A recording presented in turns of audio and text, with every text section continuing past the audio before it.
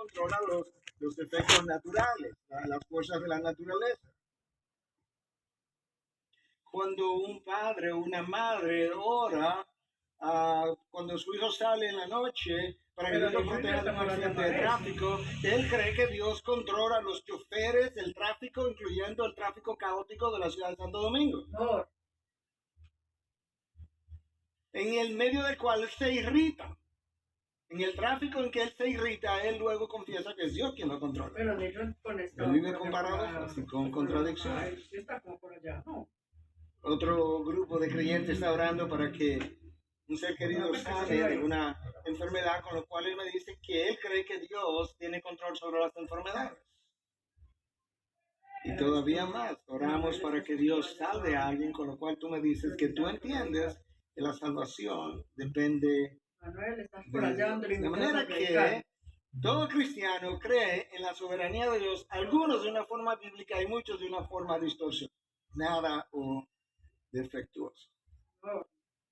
Porque mira lo que ocurre, algunos oran para que no llueva y creen que Dios controla la lluvia, obviamente. Y tú sabes que eso es exactamente lo que Dios hizo. Dios probó que Él controla la lluvia cuando envió a Elías a decir, aquí no va a llover por 3 años y medio, a pesar de que ustedes tienen otro Dios de la lluvia, vamos a demostrar quién es Dios. Pero resulta que cuando esa persona oró para que no lloviera y llovió, algunos le atribuyen eso a Satanás porque Satanás no quería que Dios se glorificara. De repente Satanás es el soberano que interfirió con los planes de Dios. Pero hasta que no llovió, él pensaba que era Dios que controlaba la lluvia. En otro caso, él oró por el huracán que mencionamos y resulta que el huracán fue desviado, tal cual como él o ellos habían orado, pero resulta que al desviarse pasó por otra región y dejó 500 muertos y de repente Dios no tiene nada que ver con esos muertos. ¿Cómo que no tiene nada que ver con esos muertos? ¿Quién desvió el huracán? Porque el responsable de los muertos es quien haya desviado la tormenta. Cuando el hijo por el cual tú oraste para que no estuviera involucrado en un accidente de carro y resulta que no pasó nada, le da gracias a Dios, pero cuando se accidentó, entonces ahora de repente tú no entiendes a Dios. Ni crees que Dios tuvo algo que ver con eso. Y rápidamente excusamos a Dios y se lo atribuimos quizás a Satanás o algo similar. Muchos creen en la soberanía de Dios siempre y cuando esa soberanía esté trabajando en su dirección, de acuerdo a sus deseos, de acuerdo a sus propósitos, y no necesariamente conforme a los deseos de Dios. La soberanía de Dios no es una doctrina de la cual se habla mucho hoy, porque como la gente le teme, los predicadores entonces le temen a que la gente deje de creer o vuelvan a salir de sus iglesias, porque eso es una doctrina difícil de entender. No es difícil de entender, es difícil de aceptar de parte del corazón rebelde. No es difícil entender que el Dios que abre su boca y la nada lo crea todo, está en control de ese todo. Esta era una de las doctrinas más proclamadas, más celebradas después del tiempo de la Reforma. Era central, era cardinal, la columna vertebral de la fe cristiana es que Dios es soberano sobre su creación. Esos años fueron los años del Dios grande, del Dios temible, del Dios enorme. Pero en la medida en que el hombre desarrolló su ciencia, él pensó que él podía entender más los fenómenos de la naturaleza, podía controlar algunas cosas como las enfermedades, su imagen se creció, la imagen de Dios fue empequeñecida en su mente y de repente la soberanía de Dios como que comenzó a desaparecer de los púlpitos. Otros le temían a que si proclamaban, o le temen que si proclaman esta doctrina, algunos pudieran llegar a creer como que el hombre no tiene que hacer nada, como que Dios lo hace todo, y algunos lamentablemente han distorsionado la enseñanza y ahí han llegado, pero entonces de repente tenemos a un hombre engrandecido y a un Dios que está a expensa del ser humano, al servicio del ser humano y para la gloria del ser humano. Y entre otras cosas, una de las enseñanzas que ha contribuido en nuestros días a disminuir la enseñanza de la soberanía de Dios es la importancia que le hemos dado a Satanás como si él determinara los eventos de nuestro universo. Recuerda que aún Lutero decía que el diablo es el diablo de Dios. En otras palabras, cuando Satanás obra, él obra bajo el permiso de Dios, con los límites que Dios le impone, y al final, cuando él termina de obrar, ha llenado los propósitos de Dios. Como lo vemos en la cruz de Cristo. Job estaba consciente de eso, que Dios estaba en control. Yo he titulado el mensaje de esta mañana, el Dios soberano sobre todo lo creado. Sobre todo lo creado. Y yo escogí un pasaje de Isaías 46, 3 versículos, por dos razones. En el pasaje breve, Dios declara su soberanía. Él mismo la declara. Y en segundo lugar, Dios muestra que Él controla las acciones aún de los incrédulos. Las controla tanto que Él es capaz de predecir las acciones de incrédulos incluso 100, 200 y 500 años más tarde. Y que tal cual Él lo predijo, tal cual así ocurrió o ocurrirá. Entonces déjame introducirte el pasaje de qué es que trata. El pueblo judío, reino del sur, llamado Judá, se había ido al destierro a Babilonia, al exilio. 70 semanas, 70 años más bien, habían sido decretados, durante los cuales el pueblo estaría en el exilio. Isaías está profetizando 200 años antes, más o menos. Y Dios quiere comunicarle al pueblo, antes de que el exilio incluso ocurriera, mira, cuando esto ocurra, y yo diga que van a estar allá 70 semanas, estas 70 semanas van a terminar mediante un rey cuyo nombre será Ciro, a quien yo voy a usar para dar permiso y que ustedes puedan regresar. 200 años antes. Escucha cómo comienza, este no es mi texto todavía, Isaías 44, 28. El que dice de Ciro, él es mi pastor y él cumplirá todos mis deseos. Ciro vendrá en 200 años. Desde ahora yo te estoy diciendo que por lo que yo voy a hacer a través de él, estoy llamando mi pastor, y al mismo tiempo quiero que Jerusalén sepa que Jerusalén la van a reedificar cuando regrese el remanente. Y dice de Jerusalén será reedificada y al templo serán echados tus cimientos. ¡Wow! Eso es Isaías 44, 28, Isaías 45, 1. Así dice el Señor a Ciro, su ungido, a quien he tomado por la diestra para someter ante él naciones y todo lo demás. 200 años antes, Dios llama a Ciro mi ungido, mi pastor, a quien yo voy a usar para que deje regresar a mi pueblo, de manera que Jerusalén será reedificada. Como ya. Con ese trasfondo llegamos al capítulo 46. Leímos algo del 44, algo del 45, ahora en el 46. Y eso es lo que Dios dice, versículo 9 al 11. Este es mi texto para el día de hoy. Acuérdense de las cosas anteriores, ya pasadas, porque yo soy Dios y no hay otro. Yo soy Dios y no hay ninguno como yo, que declaro el fin desde el principio y desde la antigüedad lo que no ha sido hecho. Yo digo, mi propósito será establecido y todo lo que quiero realizaré. Yo llamo del oriente a un ave de rapiña y de tierra lejana al hombre, ahí está Ciro, de mi propósito. En verdad he hablado y ciertamente haré que suceda. Lo he planeado y así lo haré. Dios comienza recordándole al pueblo de Israel y le dice, yo quiero que ustedes recuerden todo lo que yo hice en el pasado. Yo lo predije y luego lo hice.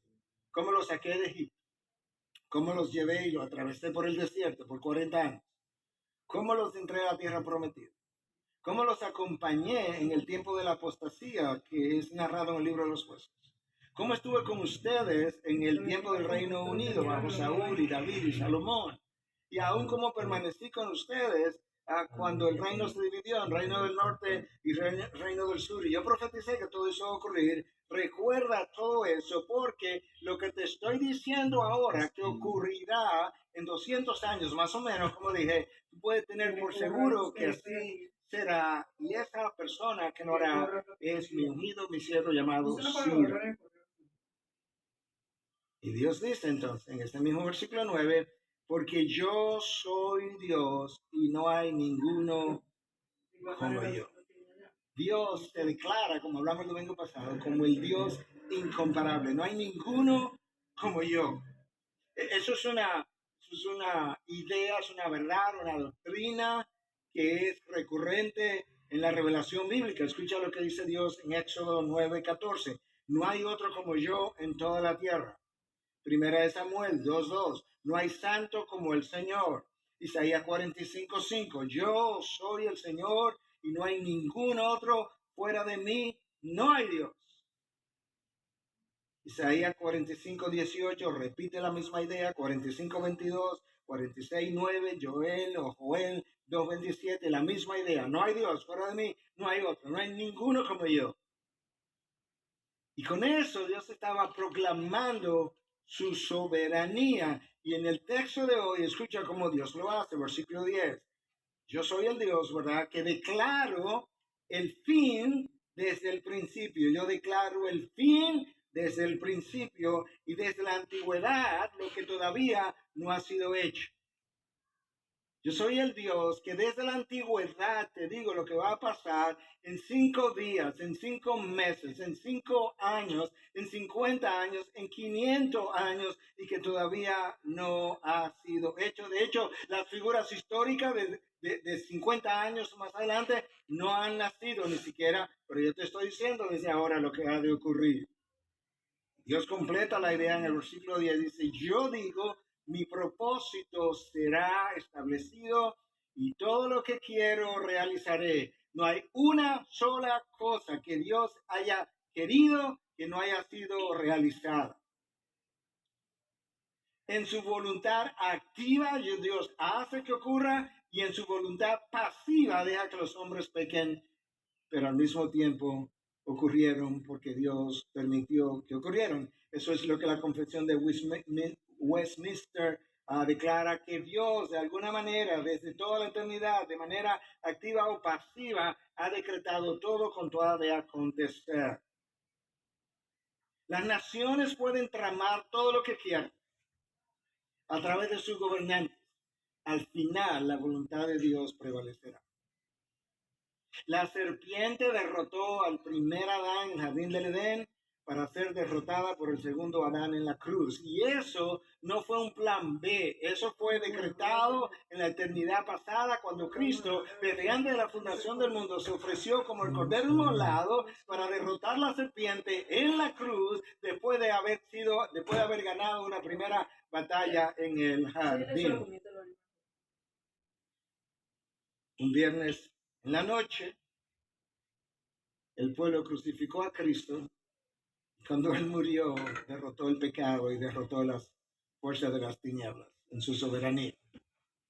Para 3 días después, derrotar la muerte en su resurrección. Y eso fue llevado a cabo, según lo que el libro de los Hechos nos revela, capítulo 4, versículo 27-28, a través de Pilato y Herodes y los gentiles y los judíos, quienes se reunieron en Jerusalén para hacer todo cuanto tu mano había previsto o había organizado previamente que ocurriera.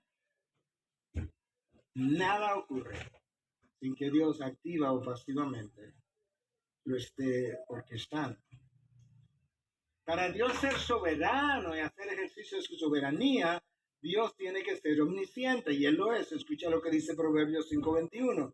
Pues los caminos del hombre están delante de los ojos del Señor, y Él observa todos sus senderos.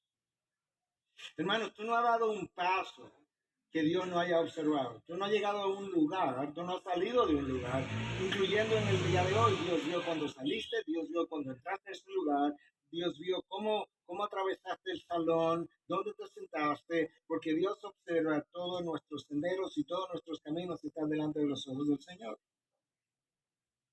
Esa es su omnisciencia, eso es parte de lo que le permite ejercer soberanía. Los hombres planifican en contra de Dios y planifican en contra del pueblo de Dios en lo secreto, pero ¿sabe qué? Para Dios, lo secreto y lo público es exactamente igual. Nosotros tenemos secretos, pero no para Dios. Los hombres traman en la noche. Salmo 139:2 nos dice que la noche, la tiniebla y el día son exactamente la misma cosa para Dios. En otras palabras, Dios no ve nada a medias, nada en penumbras, nada en la oscuridad. Para Él todo está a la luz del sol del mediodía. Él requiere eso para ejercer soberanía. Él no solamente necesita omnisciencia y la tiene, como ya vimos, Dios requiere sabiduría infinita, de tal forma que Él pueda orquestar las cosas como Él quiere, de tal manera que pueda sobrepasar la sabiduría colectiva de todos aquellos que planifican contrario a lo que Él desea. Y no solamente Dios necesita omnisciencia y necesita sabiduría infinita, Dios necesita poder absoluto. Y eso es exactamente lo que Él declara, que en un principio Dios habló y todo el universo se formó. Y de ahí su nombre, el Shaddai, el Dios todopoderoso. No algo poderoso, no muy poderoso, no grandemente poderoso, todopoderoso. El Dios que todo lo puede. Ahora escucha en el versículo 11 de nuestro texto cómo Dios termina diciendo lo que Él quiere comunicar. Porque ya hablo de Ciro en Isaías 44, en Isaías 45. Aquí Él está llamando a Ciro ahora un líder. Llamaré a una veloz ave de rapiña desde el oriente, a un líder de tierras lejanas, para que venga y haga lo que le ordena. He dicho que lo haría y lo cumpliré. Este líder es a quien Dios va a levantar para que dé el permiso y los judíos puedan regresar. La profecía es tan precisa que Dios comienza hablando de que Él va a llamar a una ave de rapiña, como un halcón, un águila, pero resulta que el símbolo animal del reino de Persia fue justamente un halcón o un águila, un ave de rapiña. Uf. Y Dios dice, cuando tú lo veas, tú sabrás que yo hablé hace 200 años de este día. He dicho que lo haría, he dicho lo que haría, versículo 11 todavía, y lo cumpliré. Y así ocurrió. Entonces, cuando estamos hablando de la soberanía de Dios, ¿de qué estamos hablando? Escucha cómo A.W. Pink lo entiende y lo explica en su libro que lleva el nombre de la soberanía de Dios, 250 páginas dedicadas a hablar de la soberanía de Dios. Decir que Dios es soberano es declarar que Dios es todopoderoso, el poseedor de todo el poder en el cielo y en la tierra, de manera que nadie puede deshacer su consejo, frustrar sus propósitos o resistir su voluntad. Decir que Dios es soberano es declarar que Él gobierna las naciones, subiendo reinos y derribando imperios, y determinando el curso de las dinastías como a Él le parece mejor. Declarar que Dios es soberano es declarar que Él es el único potentado, el Señor de señores y el Rey de reyes. Así es el Dios de la Biblia. Yo creo que la definición nos ayuda a entender de qué hablamos cuando decimos que Dios es soberano. Pero yo creo que más que tener la definición de Pink, sería mejor ver cuál es el veredicto de la palabra, porque la palabra es lo que Dios ha dicho de su soberanía, cómo opera, dónde opera. Génesis 1:1, en el principio Dios creó los cielos y la tierra. Si Dios es el creador de todo el universo, entonces Él tiene la patente sobre el universo. Y por consiguiente tiene la patente del planeta Tierra. Y por consiguiente, otra vez, Él tiene el derecho de tomar la tierra prometida y dársela a los judíos y quitársela a los cananeos, porque es suya. Él tiene ese derecho, Él tiene esa autoridad. Él puede quitar reyes y poner reyes. ¿Por qué? Porque el planeta es suyo y todo lo que en él hay. Y cuando uno de esos reyes se resistió como Nabucodonosor, ¿sabes qué? Lo enfermó de la mente y lo puso a comer hierba por 7 años. ¿Hasta cuándo? ¿Y por qué? ¿Cuánto tiempo? ¿Hasta cuándo Nabucodonosor? Hasta que reconozca que el Altísimo gobierna sobre los reinos de los hombres y se los da a quien él le place. Él tiene la autoridad, Él tiene el poder. Daniel 4:32. Claro que puede darse, Él es dueño del cielo y la tierra.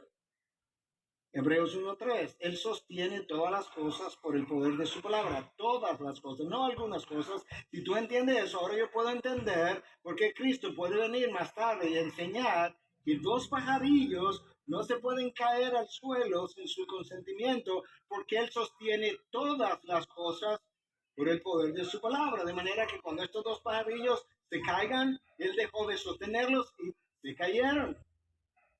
Tan sencillo como eso. Y Cristo le dice a los discípulos, ¿por qué se preocupan cuando ustedes valen mucho más que esos 2 pajarillos? Hermanos, si Dios sostiene todas las cosas por el poder de su palabra, la próxima vez que estés en un avión con o sin turbulencia, ¿por qué te atemorizas? Si los 2 pajarillos no se pueden caer, el avión tampoco. Y si Dios decretó que se cayera, ¿qué haces tú queriendo que no se caiga? Porque está ya decretado, porque Dios lo va a dejar caer. Él sostiene todas las cosas por el poder de su palabra. Tan sencillo como eso. Yo te conté en una ocasión con detalles, ahora lo voy a hacer muy rápido, que mi esposo y yo veníamos de Cuba en una ocasión y de repente sonó un ruido bastante alto en volumen. Las azafatas se pusieron blancas como la leche. Todo el mundo se paralizó, el avión bajó no sé cuántos cientos o no sé si varios miles de pies, perdió velocidad, había un clac, clac, clac, clac en algún lugar y yo no había tiempo, nadie habló, todo el mundo entró en silencio y yo tomé la mano de mi esposa y le dije, Señor, nos encontramos ahora. Lo mejor que me podía pasar era encontrarme con Él. Yo venía para mi país a encontrarme con problemas. Ya yo iba a salir de todos mis problemas, finalmente.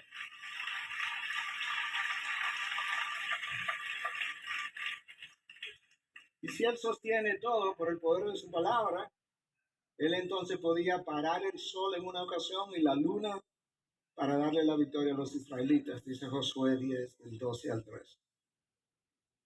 ¿Tú estás oyendo de qué clase de Dios es que estamos hablando? Efesios 4:6. Dice que Él está por encima de todo y de todos. Con razón, el salmista que creyó estas cosas dice, ¿sabe que yo no voy a temer? Aunque caigan 1000 a mi lado y 10,000 a mi diestra. Porque Dios está en control de todo lo que se mueve a mi alrededor. Absolutamente todo. El pastor Reinaldo, que oró, ¿verdad?, más temprano, le mandó un mensaje temprano en la mañana, algo que acostumbramos a hacer entre nosotros. No lo hacemos todos a la vez, pero siempre hay uno que lo hace por otro. Cuando se va a predicar, recordándole algunas cosas y diciéndole que está orando por él. No importa quién esté predicando, siempre hay alguien que recibe el mensaje. Y él me decía que yo siempre le recordaba que no hay malas noticias, porque las malas noticias para el cristiano, si amas a Dios, si has sido llamado conforme a sus propósitos, cooperarán para bien. Son malas en su contenido, serán buenas en sus propósitos. Si Dios está por encima de todo y de todas y de todos, ¿Por qué temes a Satanás? Satanás puede andar suelto, pero no fuera de control, recuerda. Satanás necesita pedir permiso. Yo no sé si tú lo crees, pero está claro en la Biblia. Y si no lo crees, recuerda las palabras o la conversación de Cristo con Pedro. Pedro, Simón, Simón, Satanás ha pedido permiso para zarandearlos. Y escucha lo que Cristo no dice, no dice, pero no te preocupes, Pedro, que yo no lo voy a dejar que te zarandee. No, él le dice, pero yo he orado por ti. Para que después que te zarandee, eso lo agregué yo, pero este es el contenido, para que después que te zarandee, tú te regreses y fortalezca tu hermanos. En otras palabras, yo le he dado permiso a Satanás que te zarandee, porque tú tienes que aprender algunas cosas. Y después que te zarandee, y ahora voy a agregar en buen dominicano, bien zarandeado, yo haré que regreses. Pero él tiene que pedir permiso. Hermanos, si tú estás bajo la sombrilla de Dios, ¿por qué teme a lo que Satanás pueda hacer llover sobre ti? Recuerda que sean tronos, dominio, principado, potestades, todos están sometidos a Cristo. Y recuerda que yo estoy en Cristo. Si tú eres cristiano, puede ser que no lo sea, quizás lo crea y no lo sea, pero si eres cristiano, ¿verdad? Estás en Cristo. Nada puede llegar a mi vida sin que haya pasado por las manos de Cristo.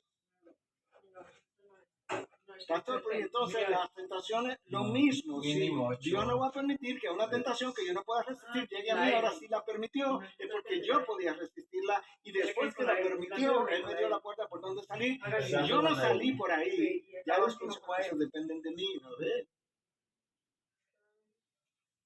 Isaías 46:10. Ya lo leímos. Yo declaro el fin desde el principio y desde la antigüedad lo que no ha sido hecho. Si Dios conoce el fin desde el principio,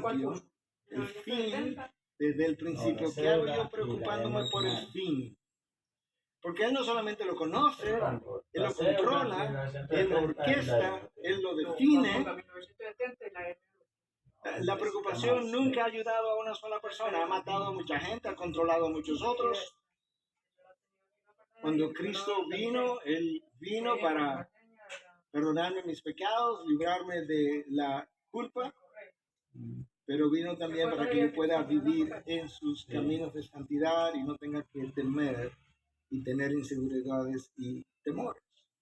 La soberanía de Dios debiera ser el atributo que más tranquilidad deba causar, pueda causar a uno de sus hijos. Yo no creo que haya otro atributo que pueda traer más tranquilidad a los hijos de Dios que su soberanía. De que la persona que fue a la cruz controla mi futuro y me dice que todas las cosas cooperarán para bien. Déjame entrar un poquito en tecnicismo brevemente. Voy a entrar por 3 minutos y me salgo, pero la palabra ahí traducida como cooperarán en el griego es synergei, de donde viene la palabra nuestra sinergismo. Cuando nosotros decimos en medicina que 2 antibióticos actúan de manera sinergística, eso implica que el poder que ellos alcanzan de forma junta es superior al que cada uno tiene de manera por separado. Además, déjame ilustrártelo con algo más común que eso, porque es la misma idea. Si tú comes arroz en la mañana y comes habichuela en la noche, el valor calórico de eso es muy inferior a que si tú comes arroz y habichuela al mismo tiempo. El valor calórico de arroz y habichuela al mismo tiempo se aproxima al valor calórico de la carne. Pero tienen que estar juntos. Dios dice que Él hace que todas las cosas cooperen para bien. Entonces, ¿sabes lo que le está diciendo? Yo hago interceptar personas, creyentes y no creyentes, conocidos, circunstancias, eventos, cosas, sucesos, accidentes, dones, talentos, oportunidades, las hago interceptar para que de manera conjunta produzcan el mejor resultado para mis propósitos y para mis hijos. Yo estoy oyendo lo que Dios está diciendo. O sea, Dios, lo que Dios no haya permitido hacer en IBI es el conjunto de personas con dones, talentos, llamados y oportunidades que Dios ha hecho que converjan en un lugar de tal manera que sus propósitos puedan realizarse de la mejor forma posible. Eso es lo que implica cooperarán para bien. Pero como dice en inglés, it gets better, todavía es mejor. Porque la palabra en griego para bien es agathon, que implica lo mejor. Dios va a hacer que todo esto todas estas cosas que mencioné se puedan interceptar para que produzcan el mejor beneficio que Él pueda llevar a cabo a través de la historia humana. Dios tomó la historia de las naciones paganas, seculares, en el pasado, los reinos de Babilonia, Medio Persia, Grecia, Roma, y los interceptó de manera que cuando llegó la plenitud del tiempo, su hijo vino y se encarnó de mujer bajo la ley y cumplió la ley y lo hizo converger en la cruz. No le puso la U. Ese es el Dios soberano. Efesios 1:11. Él obra todas las cosas según el consejo de su voluntad. Como dijimos la semana pasada, Dios nunca le ha pedido consejo a nadie. No se lo ofrezca, que Él no lo quiere ni lo necesita. Yo me recordaba en estos días, yo no te necesito. Y es bueno que me lo recuerda, semanalmente por lo menos. Él obra todas las cosas según el consejo de su voluntad. Si ese es el caso, ¿qué hacemos nosotros tratando de orar para cambiar la voluntad de Dios? Ni Cristo se atrevió a hacer eso, no, Él sabía que si la voluntad de Dios es buena, agradable y perfecta, lo mejor que él puede, la mejor oración que Él puede hacer es, Padre, que se haga tu voluntad y no la mía. Hermanos, si la voluntad de Dios es buena, cuando pide para que Dios la cambie de alguna forma, Él está pidiendo que te dé una voluntad mala. Y si la voluntad de Dios es agradable, cuando tú pides para que Dios la cambie, está pidiendo que Dios haga una voluntad que a Él no lo va a glorificar y a ti no te va a bendecir. Eso es lo que tú quieres. Cuando Dios ha realizado en tu pasado, tenemos que personificar esto, cuando Dios ha realizado en tu pasado algo, un evento, un hecho, y tú quisieras cambiarlo, lo que le está diciendo a Dios es que tú tienes una mejor idea de ese hecho o evento del pasado que la que Él tuvo, y tú quisieras que su voluntad perfecta, Él la hubiese cambiado a una imperfecta que te iba a llevar por un camino de destrucción y muy inferior al donde tú estás. Hermano, Dios decretó mi salvación para que de ahí en adelante yo siga un curso de vida conforme a su voluntad santa. ¿Cómo yo lo sé? El 1 Tesalonicenses. Esta es la voluntad de Dios, vuestra santificación. Cuando yo decido seguir el curso carnal de mi vida, yo puedo hacerlo. Pero cuando las consecuencias lluevan, ya no dependió de la voluntad decretiva de Dios, sino de su voluntad permisiva. Porque Dios le da cierta libertad al hombre. Y cuando ocurran, no puede decir que tú no lo sabías. Isaías 47:7. Yo soy el que forma la luz y crea las tinieblas. ¿Entendiste? La luz y las tinieblas. El que causa bienestar y crea calamidad. Dios se responsabiliza. Si tuve una calamidad en la ciudad, Amós 3:6, yo le he hecho. Yo soy el Señor, Yahweh, el que hace todo esto. Dios dice, no hay bienestar y no hay calamidad que yo no haya orquestado. Yo me responsabilizo, yo soy soberano, yo controlo. Job conocía eso. Pero si tú lees su historia, de repente tú te percatas que Job y su esposa tenían dos entendimientos muy diferentes de la soberanía de Dios. Porque ellos perdieron sus 10 hijos. ¿Y qué hace Job? Que Job dice, Jehová dio, Jehová quitó, bendito sea el nombre del Señor. Y su esposa dice, maldice a Dios y muere.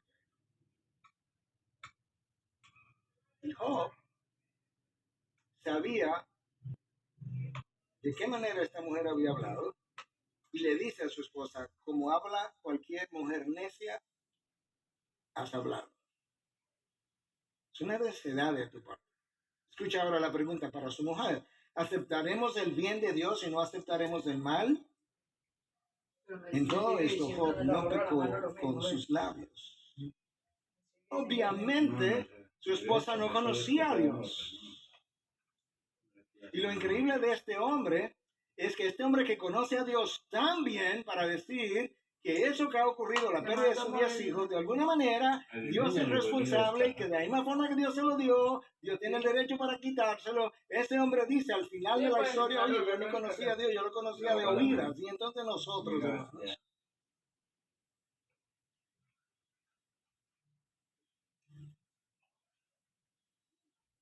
déjame darte un pasaje más.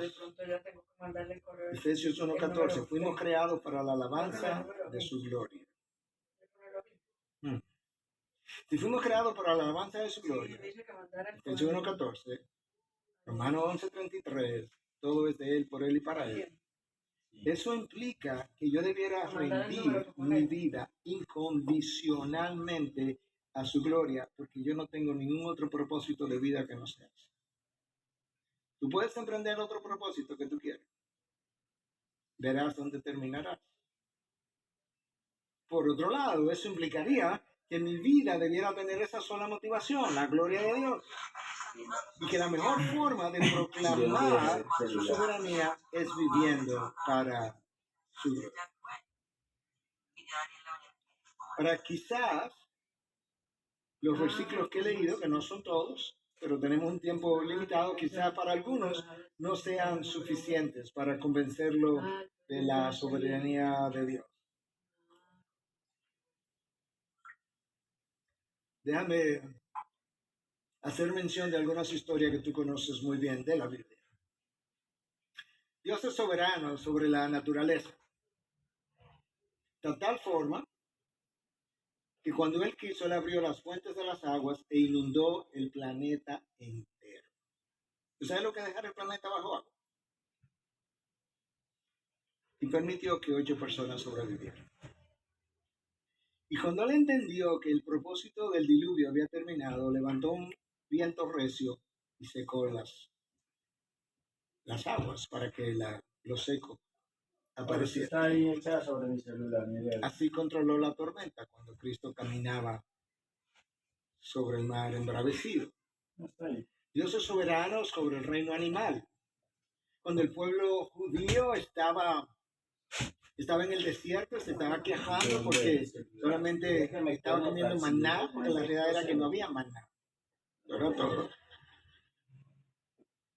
Dios escuchó su queja, le dijo que le voy a dar codornices. ¿Sabes qué? Le dio tanta codornices que llegaron hasta sus narices, ya no la podían soportar. Dios le dice a las codornices, ve y alimenta a mi pueblo para el desierto. Y en otra ocasión, Dios tenía lo que parecía un profeta de Dios, pero que no era, de nombre Balaam. Y Dios le dice a la burra de Balaam, háblale a tu amo, porque tu amo es un hombre necio. Y la burra de Balaam le habló. Y Balaam se puso a discutir con ella.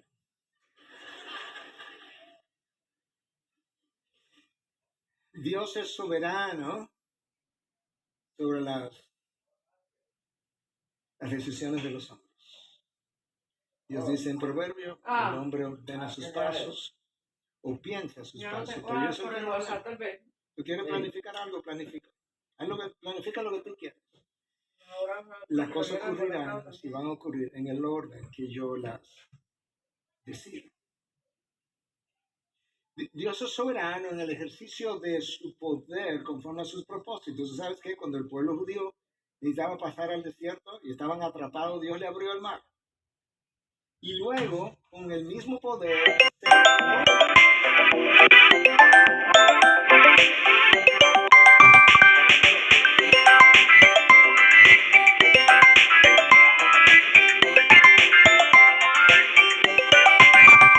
Dios es soberano en el ejercicio de su gracia. Él envía a Cristo al estanque de Bethesda. Cientos de enfermos. y siguió su camino, como si no hubiera más enfermos.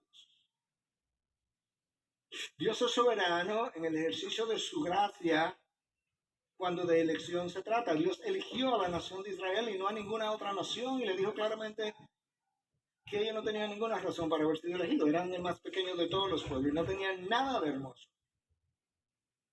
Pero Dios dice, porque los elegí, decidí amarlos.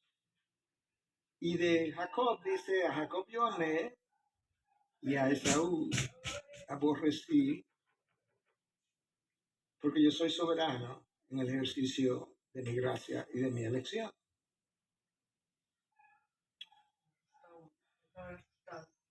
Yo soy soberano, y aquí es donde las cosas comienzan a ponerse un poco más difíciles.